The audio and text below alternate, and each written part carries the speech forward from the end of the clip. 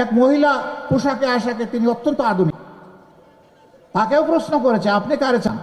বলে যে আমি জামাতকে চাই। কয় কেন চান? বলে যে জামাত আসলে দেশটা ঠিক হবে। আপনি তো এই ড্রেস পরতে পারবেন? কয় পরবো না, যে ড্রেস ওই সমাজে খাটবে ওইটা পরবো। তারপরে আপনি জামাতকে চান? বলে হ্যাঁ আমি জামাতকে চাই। কয় জামাতের কোন দিক ভালো লাগে? বলে যে পুরা জামাতকেই আমার ভালো লাগে। মায়েদের এই অভিব্যক্তি কারো কারো মগজ বিয়ে দিয়েছে। ভাই ঠান্ডা থাকো, এখন তো শীতের দিনে তো গরম কেন? এখন মাথা গরম করলে চৈত্র মাসে তোমাদের কি হবে? এখন তো মাঘ মাস, নাকি আপনাদের এখানে চৈত্র মাস? মাঘ মাস।